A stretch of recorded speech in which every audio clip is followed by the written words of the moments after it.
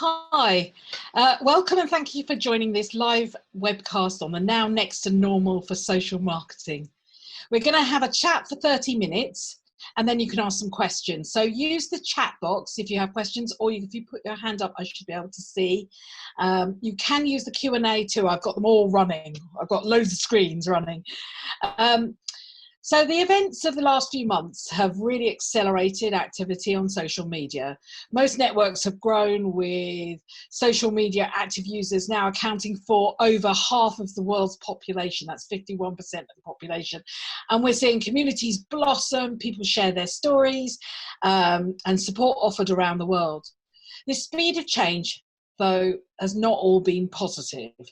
Fake news, BLM, the cancel culture, it's all led to polarising debates, trolls, and a minefield of abuse. So the question is, how do brands adapt? How do we navigate these dangerous waters now? What's going to happen next? And how do we manage the future? So I'm Katy, Howell. I run Immediate Future, an independent social media agency that's purpose is to break the social boring and make brands stand out. We're 16 years old, starting when Facebook was on campus and Twitter was a twinkle in Jack Dorsey's eye. But I'm joined by the amazing Suzanne Korff, Director of Marketing Communications at Princess Cruises, who's been working in leisure, travel and tourism forever, I think. She's been leading the marketing and communications at First Choice, TUI, Sandals Resorts, and in the last 7 years, Princess Cruises. So Suzanne is passionate about, and I know this because we've worked together, visualizing a future state for a brand and creating a path forward. So really running strategy and activation at the same time. I don't know how she holds it all in her head. So welcome. Thanks for joining me, Suzanne. Can I kick off with how are you? And have things been crazy in the last few months, or like many more marketeers, has this been a time for reflection? Thanks, Katy, and thanks for having me, and hi everyone. Yes, as you can imagine, it has been a pretty crazy year so far, especially for Princess. I guess as a marketing department, really ever since February, we've almost had a change of direction and a change of purpose. As I'm sure you're all aware, our ships are not currently sailing at the moment, so even our sort of state of business has changed this year. I guess even with regards to social, Katy, we kind of had to sort of make the decision to stop posting sort of our aspirational content. Back in February it was. I just had a sort of check today of when we last posted pre-COVID our bit of aspirational content. It was the 4th of February this year. Yeah, quite a while ago. Yeah. But interesting to see, even on our sort of social feed from our Princess account, how since then it was very much led by PR. It was really a sort of social channel in terms of communicating sort of quite hard facts and really communicated to our guests what our plans were, what we were doing with our ships, really in sort of very uncertain times as well. And it wasn't really until kind of sort of towards the end of April when we sort of started resuming some level of normality back in social. So you can probably say from a marketing perspective, we've really had to change our direction, and it became much more focused on functional comms, really speaking to our guests regarding the cruises that we had to cancel, and also some program changes that we made for next year's sailings as well. I think one sort of element to take from there is that video worked really, really well. We put in front of our audiences our brand president, Jan Schwartz. She delivered some brilliant video content, and I'm pretty sure we were the first cruise line to do it in that way, and it kind of enabled us to get such great engagement from our audiences, our loyal guests, but also people that hadn't sailed with us before. Do you know, that's the thing that's really interesting about that, is that it's extraordinary. That's a really smart view because it's authentic and genuine, but it isn't a new technique, is it? It's a really old PR technique. I remember back in the day when British Airways had issues over strikes and then baggage handling, how the CEO got up and got in front of the camera. There can be a real impact when you're in the middle of a bit of a maelstrom for actually showing the human side to your business. Yeah, absolutely. And I think another element, another real positive to take for us, and I don't know if other brands have experienced the same thing, I think it's really brought us closer together. We've never worked so closely before with our US and our Australian counterparts, but we've had to deliver some really challenging comms. Yes. And we've done it together, and I think it really sort of testament to the teams how well they've worked together under really sort of difficult circumstances. And that kind of, you know, I think we're all very clear that the world has gone really turbulent and mad. And I think you're absolutely right. It's playing out on social. Even now it's playing out on social. But how should brands deliver a long-term result rather than just looking at what's right in front of them? That the danger always is when things are this difficult is seeing what's right in front of them, or as we've seen in recent months, brands jumping on the bandwagon. I think for us, I mean, each brand has to identify what its long-term result is. Ours is obviously getting back to normal, obviously getting our ships operating again, getting sailing again.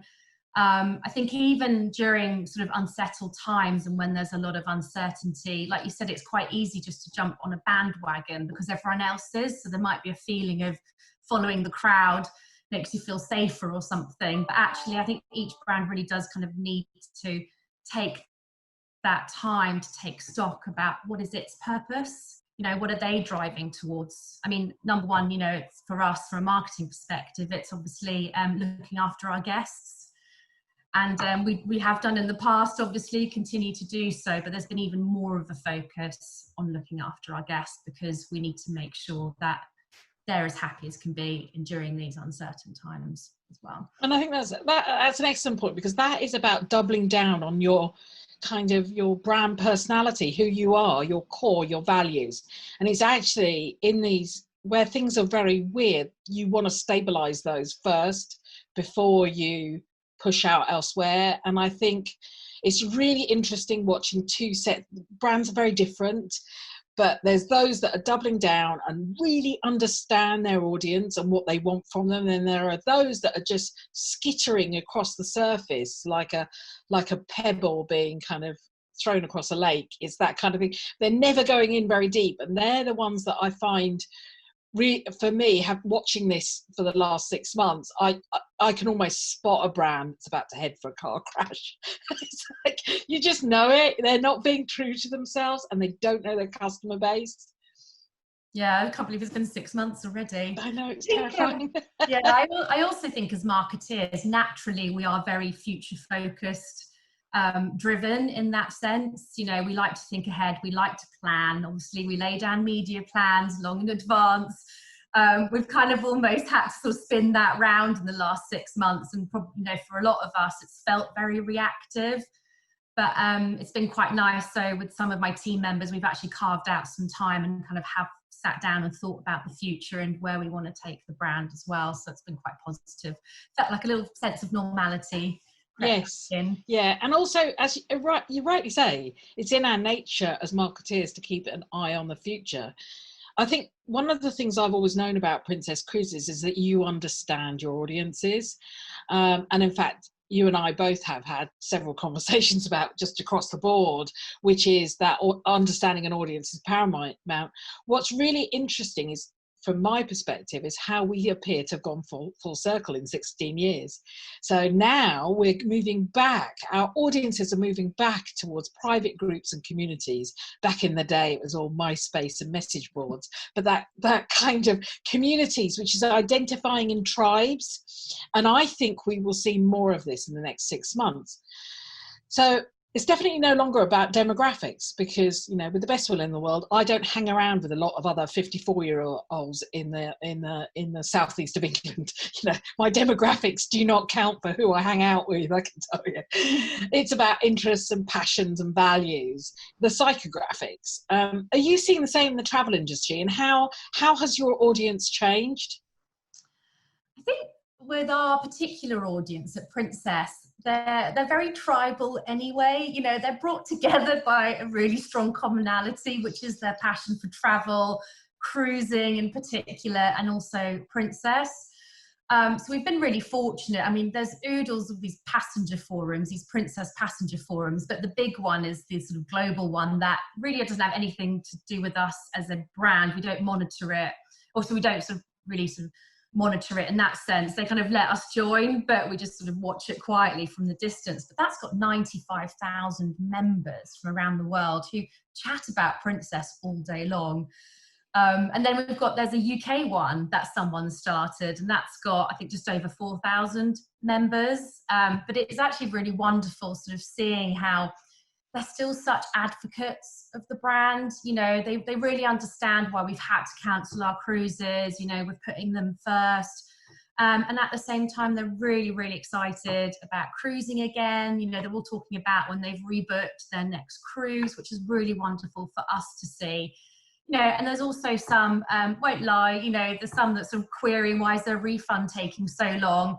But what is quite funny, you see other people in the group going, stop talking about that, set up your own group if you want to moan about refunds, for example. So it's really lovely to see that despite everything that's happened sort of in the last 6 months, there's still that sort of tribal sense, you know, and as you were saying, Katy, they really identify themselves as this group, and they're a group of friends, really, want to chat about cruising again next year. Do you ever contribute? Do you ever join in, or do you just sit quietly learning about what we sit quietly there, and we don't join in, and they don't really want us to join in either. It's their group, you know, but it does provide some really funny anecdotes for our team meetings and WhatsApp chats.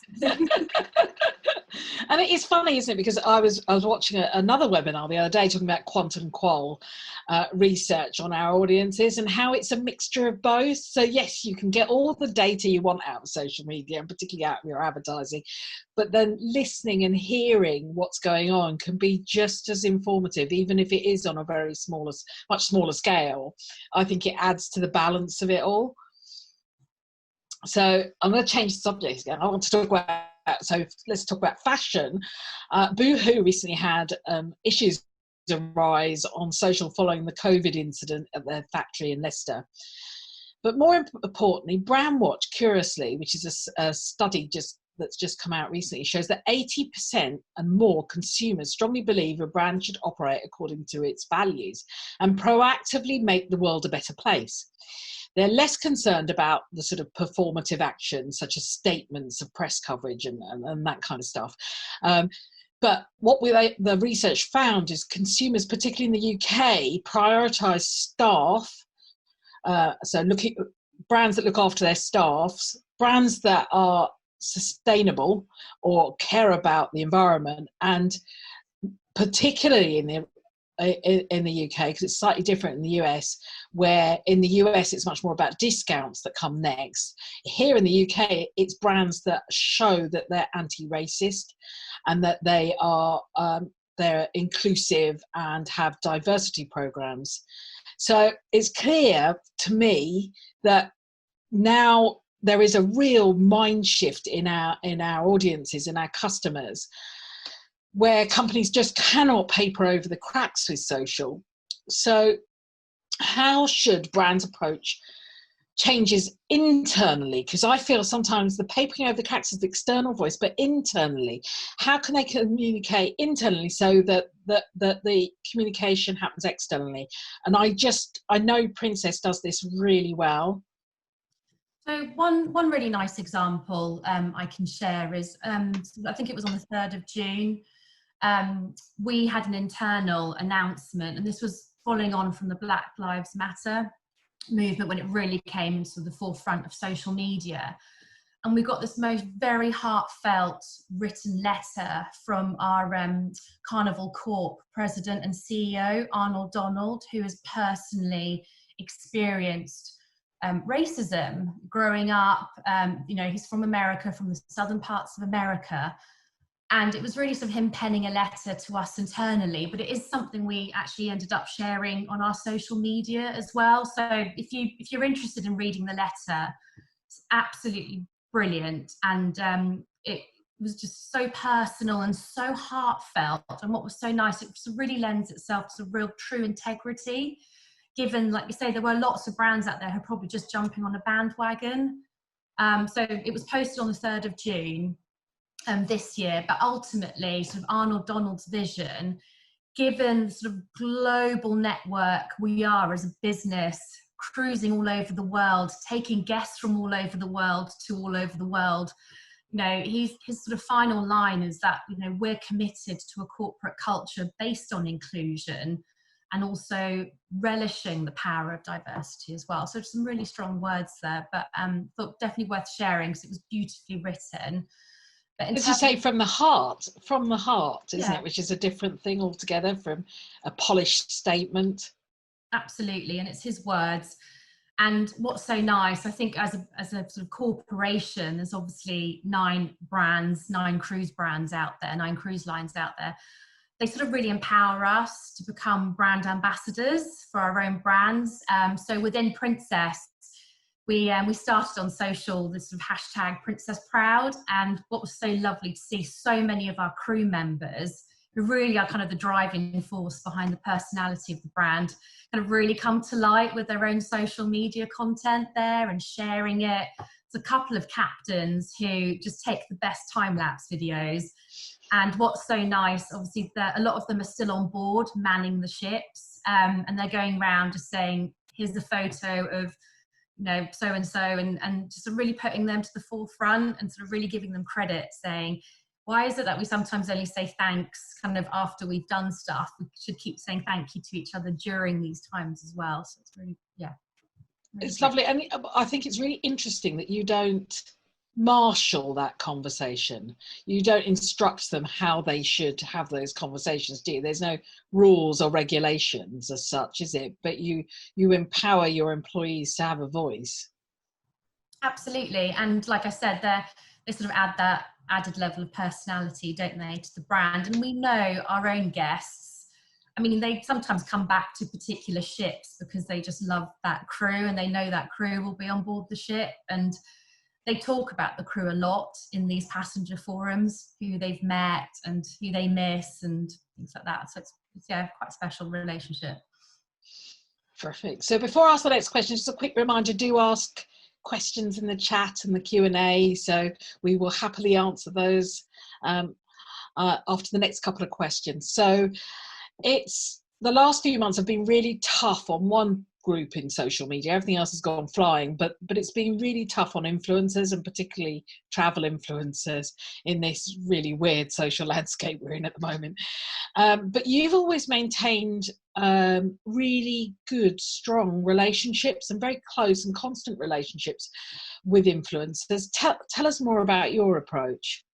Well, I think that's a testament to my team, really, who they sort of launched our influencers program at Princess. So we haven't been doing it in the grand scheme of things for that long. It's only been for a matter of a few years.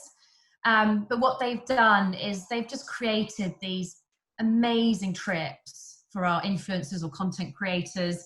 And they've always done group trips, and they've like really bonded as a group. And it's kind of drawn on all the elements of what our brand stands for as well, which is sort of conviviality and visiting new places and having just an absolutely great time on board and interacting with our crew, and it becoming the home from home when you travel. And for a lot of them, it was the first time on a cruise as well. So it was really quite an eye-opening experience for them.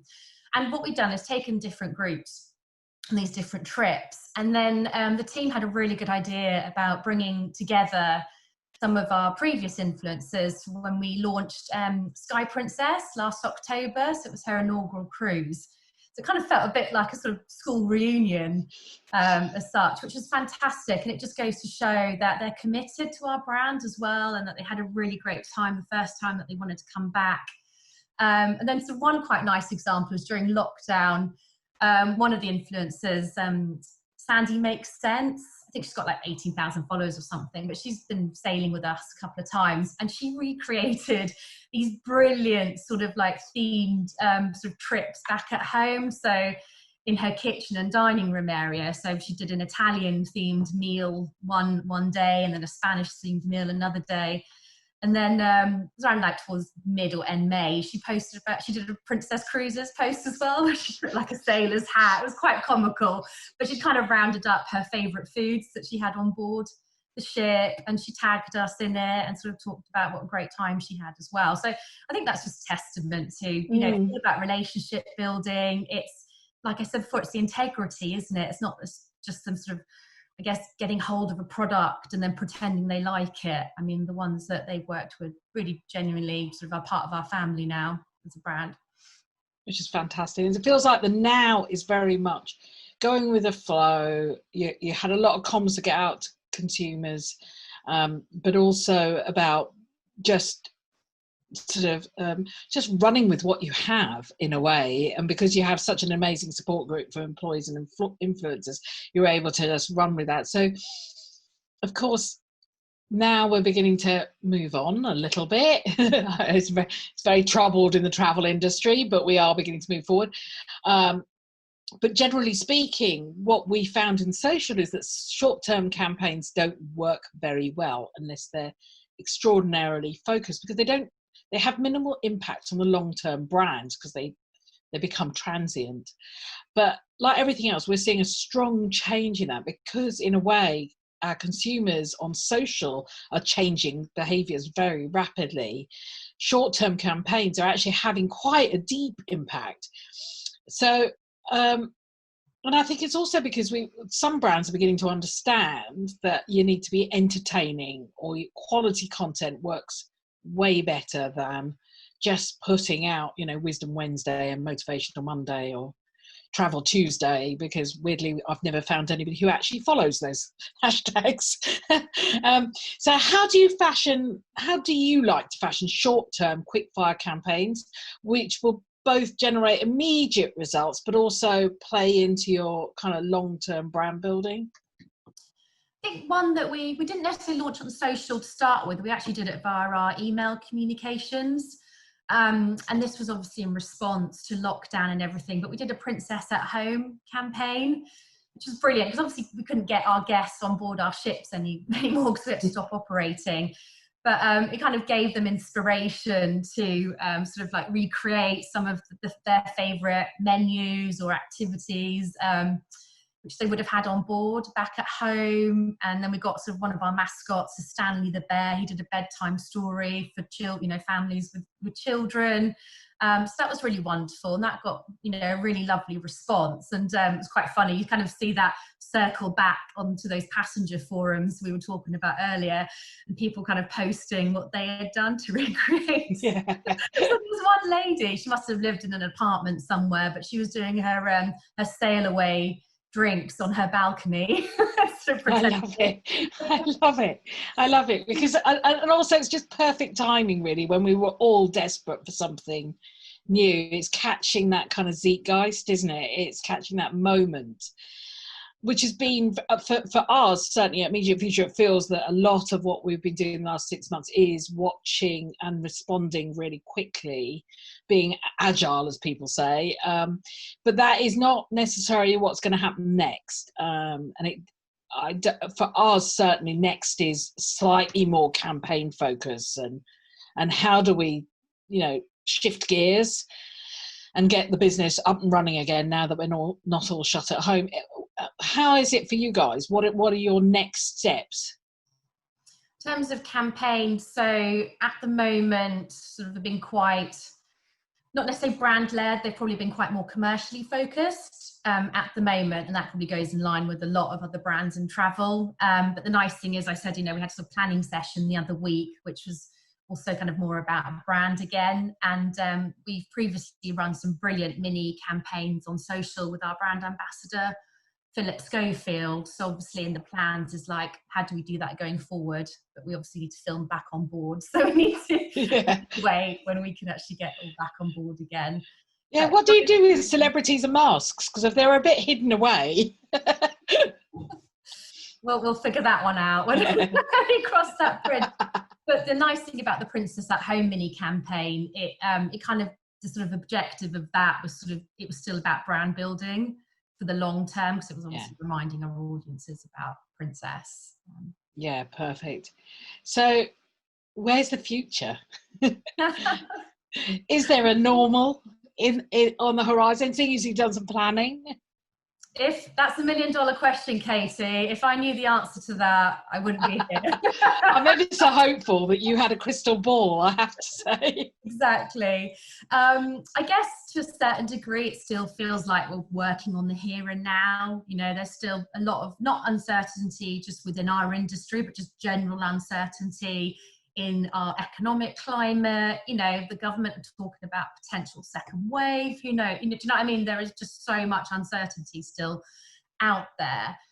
But I think we've come to a point now in terms of what sort of our new normal is at the moment in marketing. And then obviously we've had a chance to kind of really focus on what our plans are for next year, which is really, really exciting. Because it kind of felt to us that it was sort of our purpose again as marketers. Yeah. This is what we're here to do. But I think collaboratively as an industry, what's really nice at the moment, we're sort of working on towards the restart of cruising again. You know, what will cruising look like in the future? And so we're bringing our guests along on that communications, bringing the media along on some of those communications as well. So working as collaboratively as possible, because obviously we want to put a benchmark in place and really sort of get that confidence back into cruising. But otherwise, finalising our marketing plans, really focused on obviously the sailings for next year. And I guess the three main sort of core areas are looking after our guests, looking after our own teams, and protecting our brand. Perfect. Excuse me. So we have, right, I've got a question. How should we approach social media content and marketing during Christmas this year? Do you rely on the usual Christmas chatter, or should we modify our tone based on what's happened this year? Oh, good one. I think we've been so focused for us as a brand on obviously 2021, but I guess, you know, if you're a brand that really relies on the Christmas period, you probably still want to retain that magic, don't you, to a certain degree? And I think it's going to be something that as a nation, all of our consumers, regardless of demographic or age, you know, majority of people, that will kind of be the next big event in the calendar, isn't it? And obviously it's a chance to regroup, be with friends and family, hopefully. And I think it'd be a real shame if brands didn't sort of have a Christmas campaign for the ones that traditionally do. I think the nation would definitely be feeling like they're missing something. Do you know what weird? So we did. We spotted a peak in people talking about Christmas in July. We wrote a report about it, which you can download for free off our website. But what's really interesting is exactly those triggers, which is there's a nostalgia. Quite a lot of that whole, I just want something special. There's a bit of wanting family. And then there's another part, which was slightly unexpected, which is me gifting through Christmas, which is people feeling they deserve a treat, that they need something to look forward to, whether it's Christmas itself or a gift that they can look forward to next year. And I think that's really interesting, because that means that there is soft spots, and we're not the only ones spotted it, because if you spend your life like I do on social media, you'll see that some big brands are actually starting their Christmas campaigns, which is just, even for me, is just like, whoa, what? It's August, or it was when I first saw it. It's like, it's August, what the hell? That was John Lewis, though, wasn't it? Yeah. But they said they had the data to prove it, that they had a high amount, volume of people searching online for Christmas. And in the retail space, they're dominant, aren't they, for the Christmas market? I mean, what would it be like if we didn't have a John Lewis Christmas campaign? I don't know. I really don't know. And in terms of, it's really interesting because I think Christmas is going to be that a really interesting inflection point for us. I think it's that bit where we kind of forgive ourselves that we're not rushing around trying to make things better and go, let's just chill out now, which we've not been able to do. And it's a chance for us to look to the new year feeling that we can kiss goodbye to 2020. And that I wonder if people will look at I know this is just crystal ball gazing, but people look at travel in a different way, because this year has all been about domestic travel, really, to a certain extent. People have been desperate to get away, but whether or not that will increase the being more adventurous, maybe. I don't know. Hopefully. Well, I think it's sort of given us I think there's lots of trends out there saying how consumers are kind of, they've really sort of taken stock on how important family and friends are, which, in our industry and travel, it's kind of, that's what we're about, isn't it? Connecting family and friends together. Yeah, absolutely. And so I've got a question for you, which is, so I know that the whole cruise industry, but is very keen to encourage an audience that maybe doesn't always go cruising, that doesn't know cruising. And I wondered if you'd thought about using TikTok.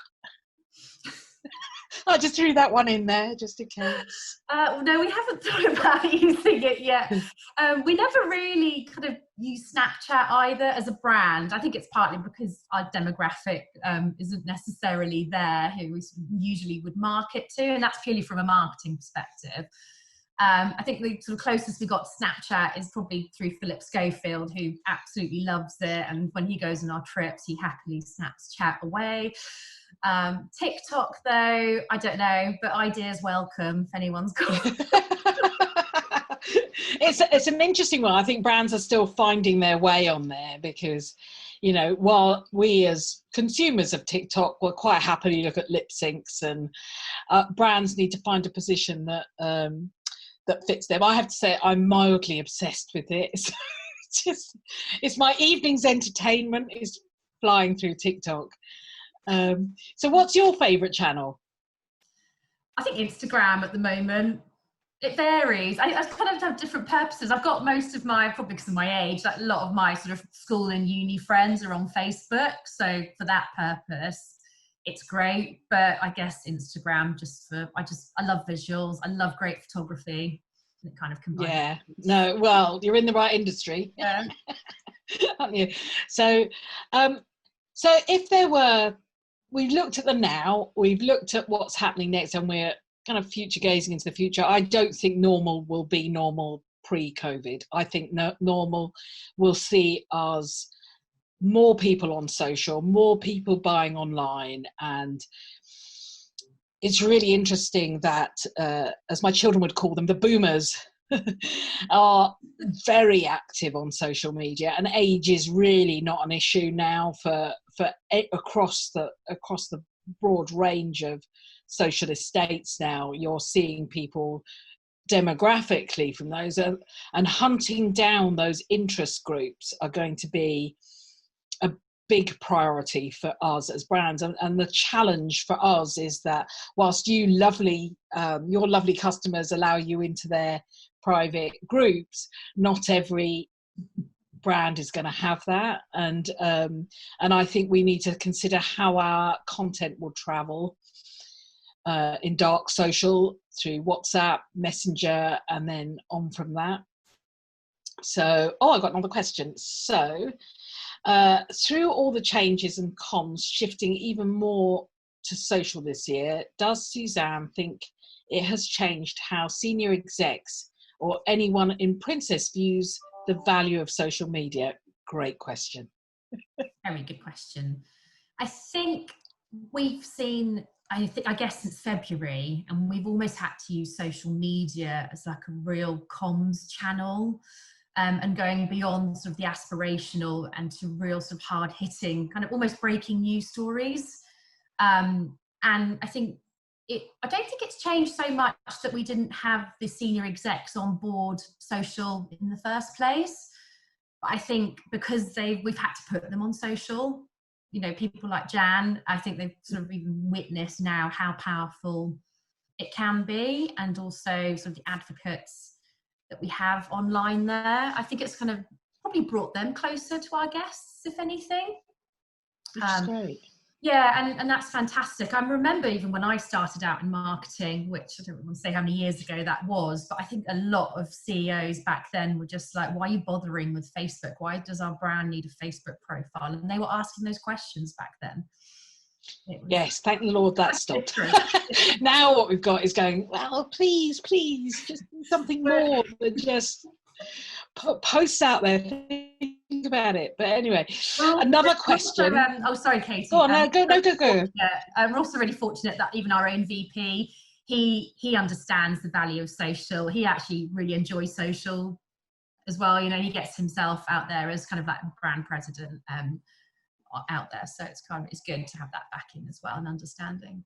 And the reality is it's so powerful, and it's even more powerful when it's used with other marketing techniques. That's where the real value in social sits. So, another question, what social platforms do you see losing popularity as we go into 2021? Is there a platform that brands should be jumping on now? I think it depends what brand you are. So like I said before, we as a brand haven't been on Snapchat or TikTok because it's not where our audience is. So I always use this, but you really need to understand your audience first and go, where are they going to be? It's not where we want to, you know, personally. We would exactly. And I'm with you. The biggest mistake you can make, I mean, I was joking about TikTok aside, many of the brands we work with, TikTok is not appropriate. Their audience isn't sitting there. We want an audience that's going to buy their stuff. You know, at the end of the day, it's great for future planning down the line, but it's of no value if it's not here and now. So I'm with you. You do it audience first, but there's also it's a really interesting question because the mainstay is Facebook and Instagram. If you're B2B, there is an element of LinkedIn and an element of Twitter. But in all of this, I do feel that people keep forgetting that our content, our entertaining, fun, invested quality content never stays put. And we have to remember that will travel because, I mean, even this week alone, I must have WhatsApped content and Snapchatted content and popped content out on Slack and popped content out, all of which I'm seeing through social that I'm just pressing the button on Twitter and then forwarding it to an email or a text. Or that bit we have got to start to get to grips with is understanding that the context of where we're posting may well change, and this move towards communities and this dislike of having a conversation unless it's a complaint with a brand is only going to get bigger and bigger as more people get on social media. I think also from a marketing perspective, we've identified obviously Facebook is absolute key for our demographic, but also it's a really good channel for how we can tell our brand story, and same with YouTube. Because cruising can seem quite complicated, especially to someone who's never cruised before. Just video itself, we can explain a story in 30 seconds or 1 minute, or ideally 30 seconds or less, but you just can't sometimes do that in a small sort of display ad somewhere. So it kind of also, so you need a medium to help support your brand story. Actually, that's spot on, isn't it? Because we instant experience is a great way of getting into the depth and interest of something where there's complexity. And cruising is that it's got so many options and so many ways you can look at it, and so many different types of trips, and what does this mean, and this cruise mean, and this, all of that sort of stuff. It is that storytell, but overused word in my opinion, storytelling. People say it and they don't understand what a story. I know it sounds daft because we all know what a story is, but it's actually quite hard to do it without washing and rinsing it through layers of stakeholders. That what you get out you wouldn't, you know, sell to kids at primary school. It's just, you know, it's not a book. It's not a story.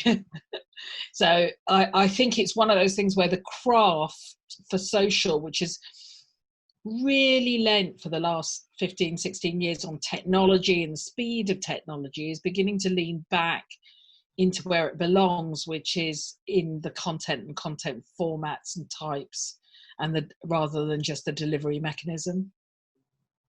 Yeah. Brilliant. I think that's all the questions for now. Thank you so much, Suzanne. That was fantastic. And I know we've only skittered across the surface. So if anybody is particularly shy and had some questions, we will be popping this online, but you can get to us at IfTweeter on Twitter, at Immediate Future on LinkedIn, and of course Immediate Future on Facebook. And we'll talk to you through all those channels. Or you can contact me at katy.howell@immediatefuture.co.uk. Thank you so much, Suzanne. You are fantastic as always.